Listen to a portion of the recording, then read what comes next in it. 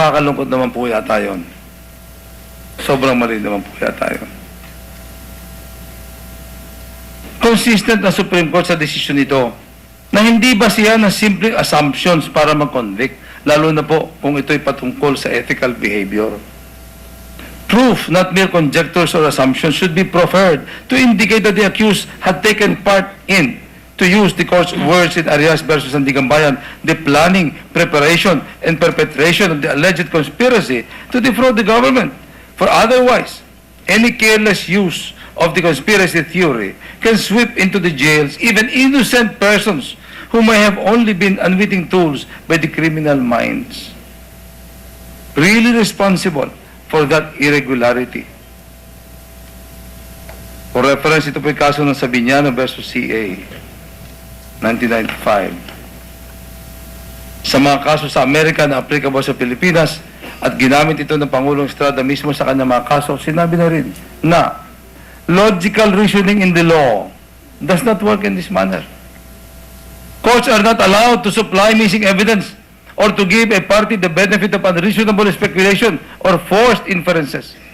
Liability cannot rest upon guesswork, conjecture, or speculation beyond inferences to be drawn from the evidence. Ang sabi nga, inference must be a product of reason and logic, and it must rest on evidence, that is, on probability rather than speculative possibility or conjecture, and must comport with the physical laws and human experience. Certainly, my participation cannot simply be safely assumed. It is never safe to assume malicious intent.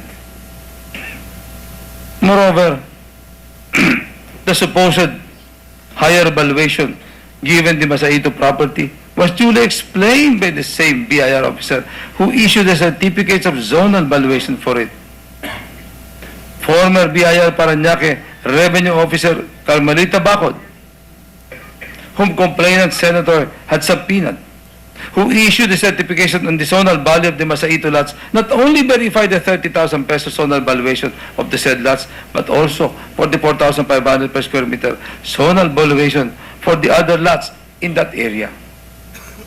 She explained that other lots are also are classified as residential. Hence, they have a zonal value of only 4,500 per square meter. This is basic in real estate, Mr. President. She went on to explain further that the Masaito lots were classified as commercial along the main road, and hence they have a zonal value of 30,000 per square meter.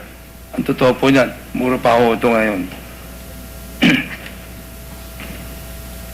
Mas mataas na po dyan. In other words,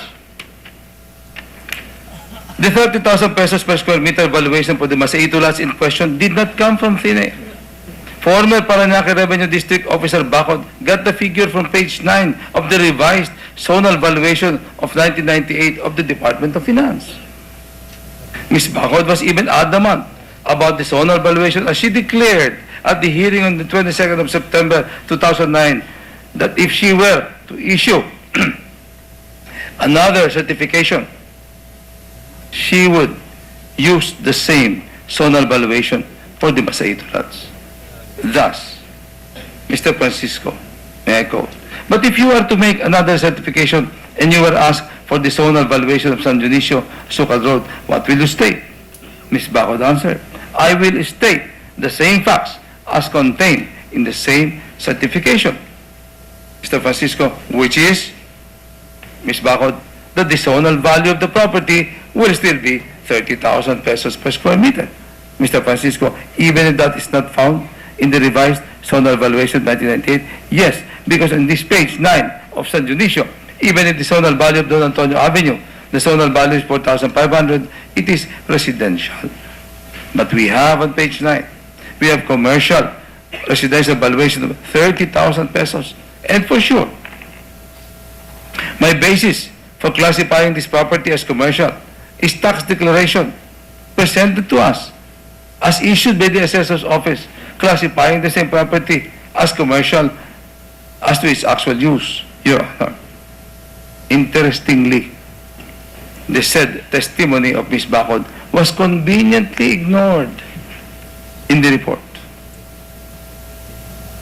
Again, wala po akong kasalanan, Mr. President. Wala pong anomalya sa C5. Hindi po ako nakinabang. Politika lamang po ito.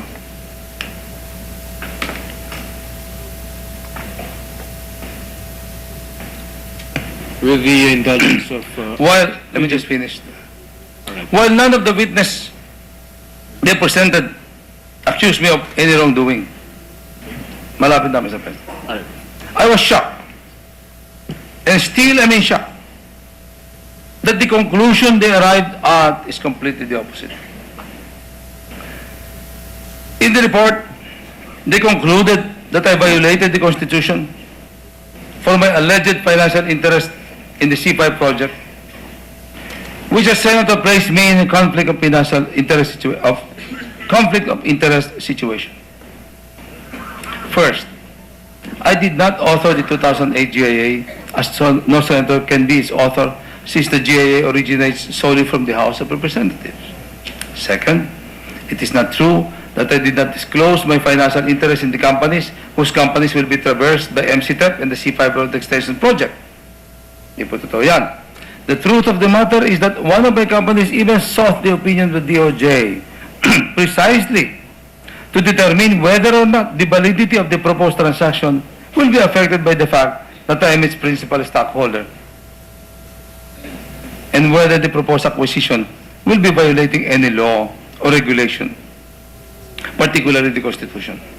And significantly, on November 9, 1999, the DOJ, through Justice Serafin Cuevas, rendered an opinion holding that the acquisition by the government of private property for right-of-way purposes does not fall within the constitutional prohibition against the members of Congress having direct or indirect financial interest in any contract with the government. As aptly put by the then Secretary of Justice Cuevas, in the instant case, there is no showing that the principal stockholder of the API or Adelpha Properties Inc. took advantage of his position as a member of the House to enable the API to enter into a contract with the TRB involving the API's property. The transaction arose as a necessary consequence of the government's decision to implement the MCTEP, and for which it became necessary for the TRB to acquire properties for the right-of-way purposes. The API property happens to be one of those that the TRB has identified as necessary for the implementation of the MCTEP. Clearly, the proposed acquisition by the TRB on a voluntary sale and purchase basis of the property of the API for right-of-way purposes does not fall within the subject constitutional prohibition. The said proposal is a mere consequence of the exercise of the TRB of its power to condemn private property for public use, subject to the provisions of existing law in acquiring the API's property through negotiated sale. The TRB was acting in pursuant to law. In as much as the proposed transaction was not sought by the API nor by any of its stockholders, but was initiated by the TRB in view of the importance and urgency on the part of the government to acquire the subject properties of the API, to obviate delay in the continuous implementation and eventual completion of the MCTEP. This department does not foresee situations such as this, that the principal stockholder of a private corporation who happens to be a member of the House of Representatives would be cited as having violated Section 14, Article 6 of the 1987 Constitution, which expressly prohibits legislators from being directly or indirectly interested financially in any contract with the government or any of its subdivisions, agencies, or instrumentalities. Again, the DOJ opinion was conveniently ignored by the committee. Worse, the committee recommends that I return the amount of 6 billion pesos which I allegedly made the people to suffer. Nakakatawa naman ito, Mr. President. Let me state categorically that no government money was wasted in the C5 project. Not a single centavo. Ni hindi nga na-release yung mga pinag-usapan natin dito, ni hindi nga binayaran yung right of way. The MCTEP